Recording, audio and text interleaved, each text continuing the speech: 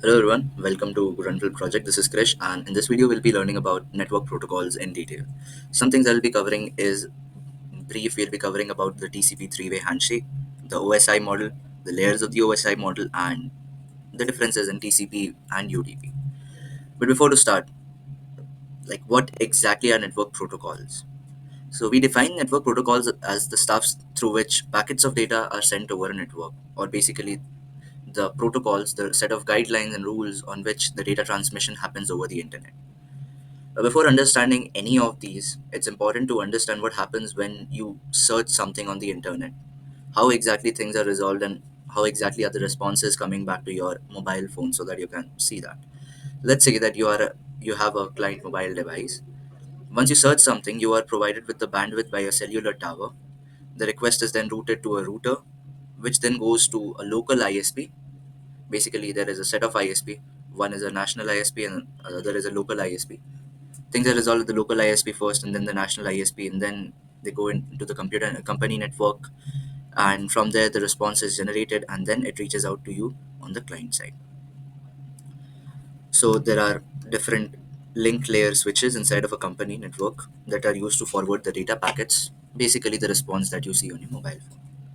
But why exactly do we need these networking protocols? Use case of it is broadly in transmitting and communication of data. It could be understood as the language of request response model. Systems use one of the most popular standard of network communication, that is the OSI model. What is OSI model? Let's dive into the depths of it. So the OSI model is a logical and conceptual model that defines the network communication used by systems open to network and also responsible for the communication of other systems.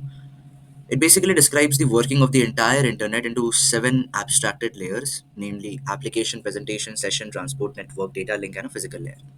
It could be considered as the universal language for computer networking. But why again is it important? Well, everywhere you go on the network, on the internet, searching about communication protocols and network protocols, OSI is a common terminology in a lot of discussions and documentation.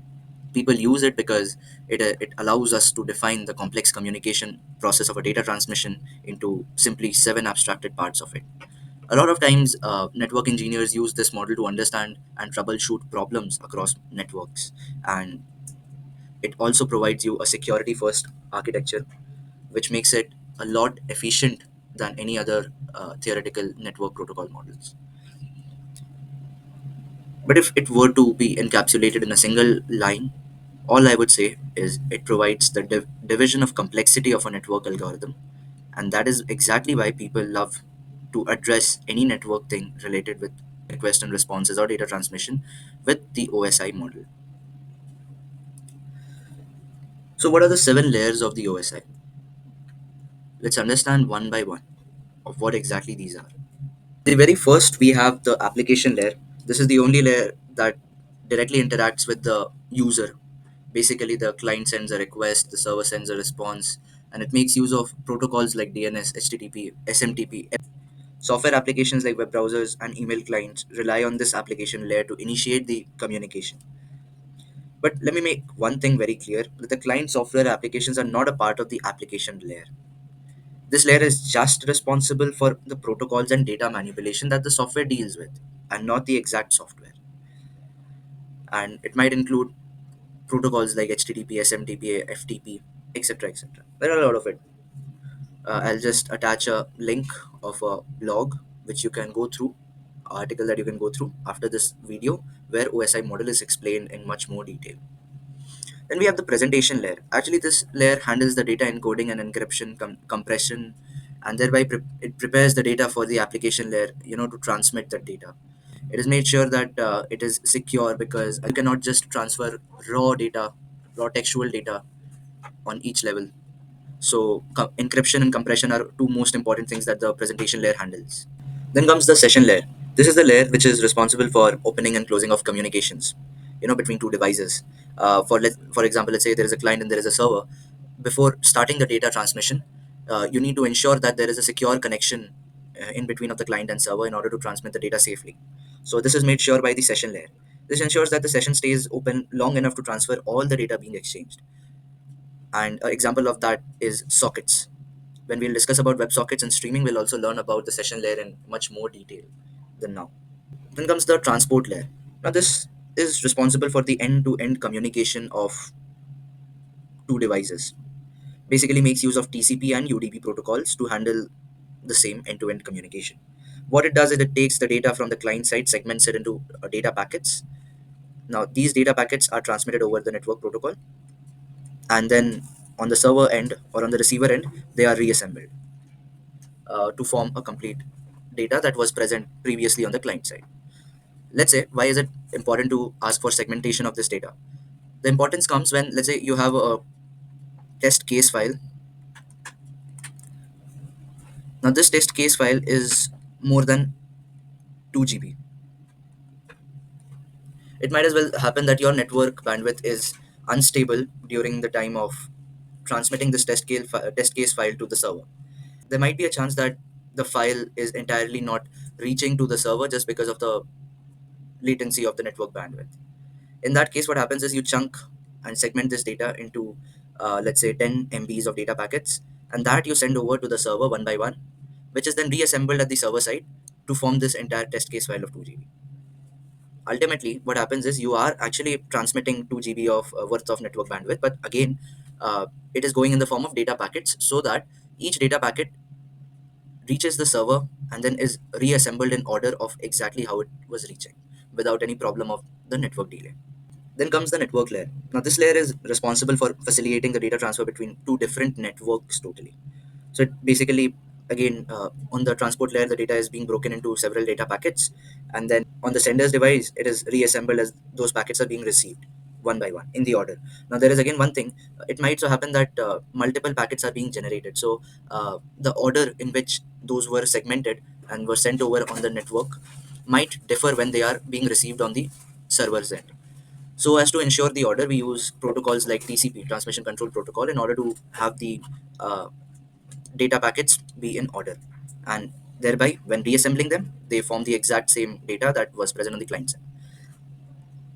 Now, this breaks down the data into segments or datagrams, also known as packets, and routes to the final destination. That is something that IPsec protocols like these can do. On the sixth layer, we have the data link layer, where similar to the network layer, it works on frames. The data link layer takes the packets from the network layer and breaks them into smaller pieces, which are called frames. And then there are intra-network communications that happens that allows the data transfer of frames between those two devices on the same network. And a very good example of that might be the Ethernet or the Wi-Fi, local Wi-Fi that you are using.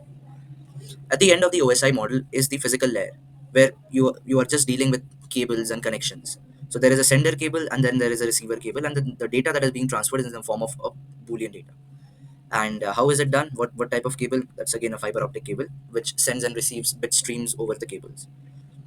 So how exactly a request and response is done? Let's say a client initiates a request. Now this request, which has been initiated, it passes through this OSI model. First goes to the part of sending data, then comes down to segmentation of that data. Then it sends the packets over the network, which is then again done by sending that packets into frames and bit streams to the server. And when the server generates a response, the same process is formulated in the reverse order in order to generate a response for the client. This entire process involves two things: encapsulation and decapsulation. So, encapsulation involves the adding of headers to the data as it travels towards its destination, that is the server, and decapsulation means the removing of these headers as it arrives to the destination in order to restore the original data.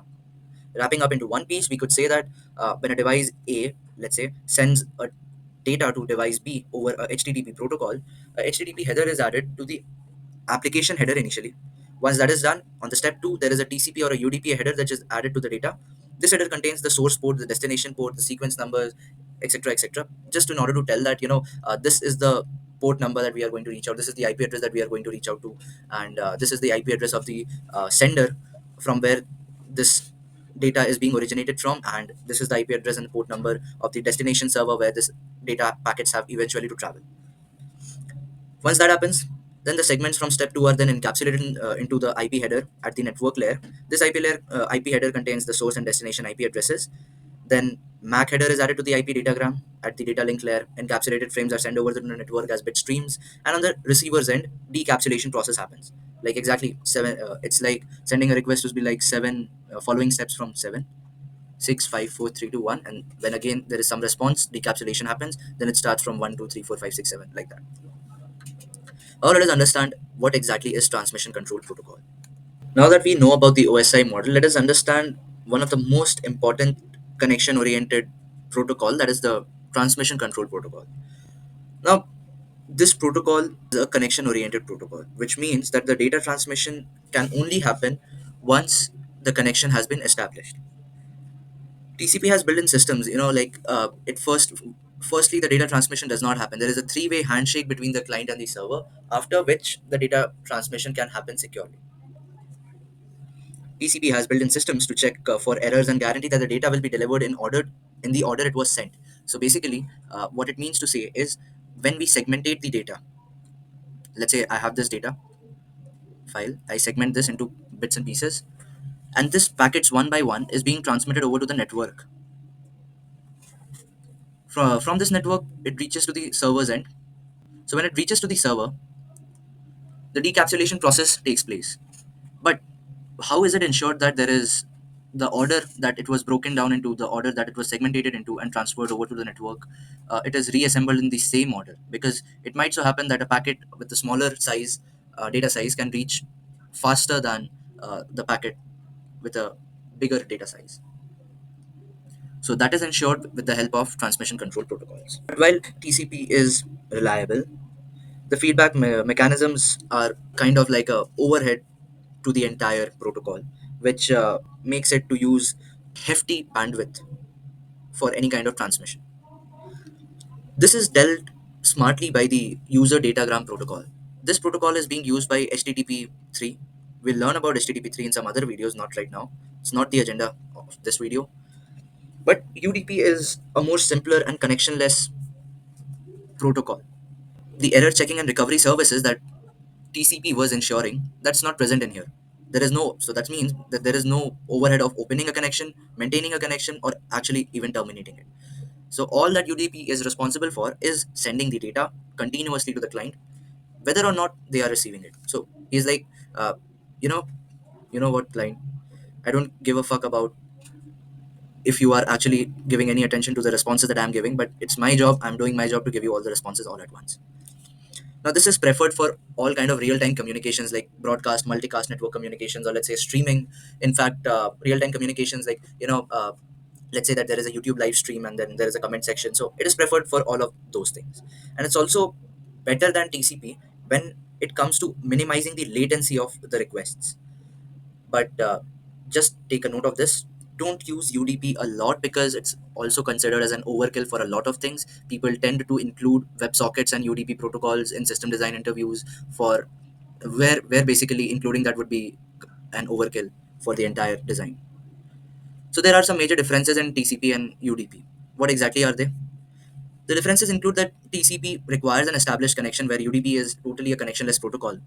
The delivery of the data in case of TCP is guaranteed, but in UDP it isn't, because UDP does not give a fuck about whether the client is actually receiving the data or not. It just transmits the data without taking care of the data packets actually reaching to the client. Now, in case of retransmission of lost packets, it might so happen that since the network bandwidth is unreliable, it might so sometime happen that the packets are lost, and that is being taken care by TCP in the form of retransmission, which is possible. In case of UDP, there is no retransmission of the lost packets, and that is why TCP is slower than UDP, which makes sense, a lot of sense, because UDP does not have any kind of overhead just like TCP does. In case of TCP, broadcasting is not supported. So whatever you have to do in case of broadcast, multicast, or streaming, all of this is ensured by UDP and not TCP. The use cases of TCP are exactly the same, like HTTPS, HTTP, SMTP, वगैरह वगैरह. And UDP is mostly used for video streaming, DNS, voice over internet protocol, and other technologies. And well, that's it for this video. If you like this video, do consider subscribing the channel and keep the notifications on so that you can get the latest updates of the backend architecture series. We are also deploying the live videos, so you can watch the live videos. If you are an absolute beginner, I would suggest you watch those live videos, because here we are expecting that you are covering some prerequisites before attending or before watching this video. Thank you.